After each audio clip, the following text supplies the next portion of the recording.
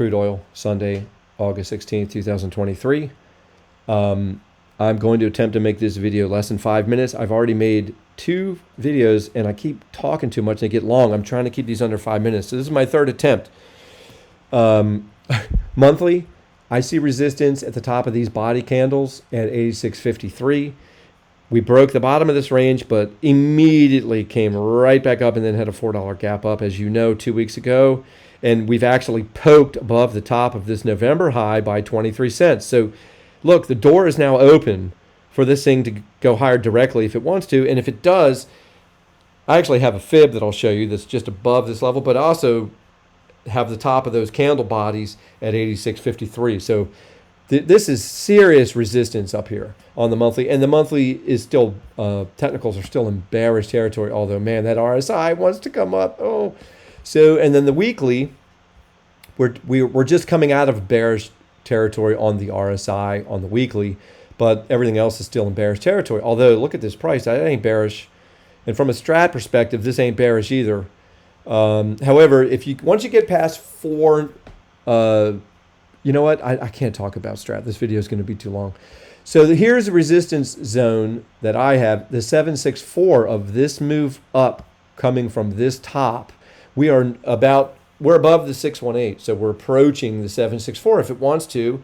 And I just told you 86.53 would be the monthly resistance. So there's a fib up here, there's monthly resistance, and also this is a weekly supply demand zone, which in the past, meaning November of 2021, this supply zone got interacted with nicely, and it got interacted with nicely here. And then basically price has not been able to get into this zone ever since it finally came down below it. So I view this as reasonable resistance. The question is it going to go directly up into this resistance zone before it gives up a pullback? I mean, trees don't grow to the sky. I know it's crude. I know the uber bulls, the fundamental guys, I get it. Bullish, great. Thanks for all the chat about that. I understand, but I'm a technical trader. So here's where the problem is as a technical trader. Just like the fundamental guys have had problems for 4 months, 5 months, constantly saying the bottom's in, woohoo, look at these fundamentals. And then we go down $10. Well, guess what? Now they're spiking the footballs, pointing to the same exact information that they were pointing out of why we shouldn't have been bearish. Now it's really, price is kind of lining up with that bullish talk now. The problem is, from a technical trader, I'm looking for a pullback, don't get it. Looking for a pullback, don't really get it. What is going on? It didn't give you the wave 4 to this box. Is it going to give you a wave 4 this week to this box? Or is it just going to go higher into the resistance I just talked to you about? By the way, on the structure of this level, if it wants to keep going, the extension to the 2618 comes in, just call it 86.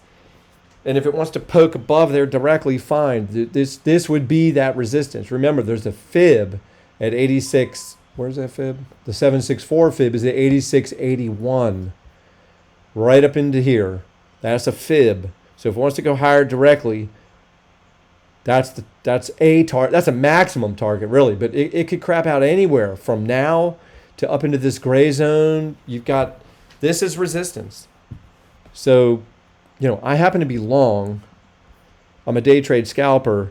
What I did is I noticed this 81.81 level, which I viewed as an important level just for day trader scalpers, and it resisted it twice, and then it smashed it.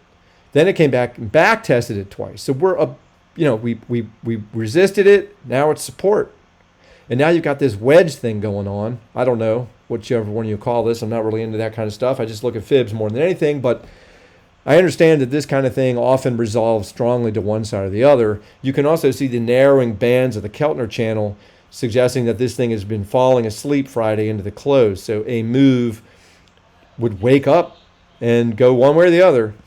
I'm long with a break-even stop at 82.24, and I will take it off at break-even.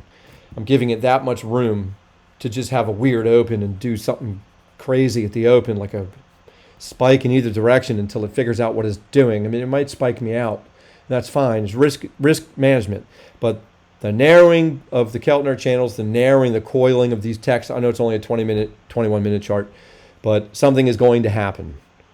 And you can see, oh, by the way, these are floor pivots, which I love. I turn them on and off all the time. I don't want to talk about it because this video is already too long. But my point is, you are right in the middle. See this blue zone? The middle is in. It's going to do one. It's going to move one way or the other. And I happen to be long, and so what? That's it. I hope it goes higher, but I don't know what it's going to do. I have no idea. I just know where my stop is, and I know where I'm going to start peeling it off if it wants to go higher directly. All right, guys. Thanks for watching. See ya.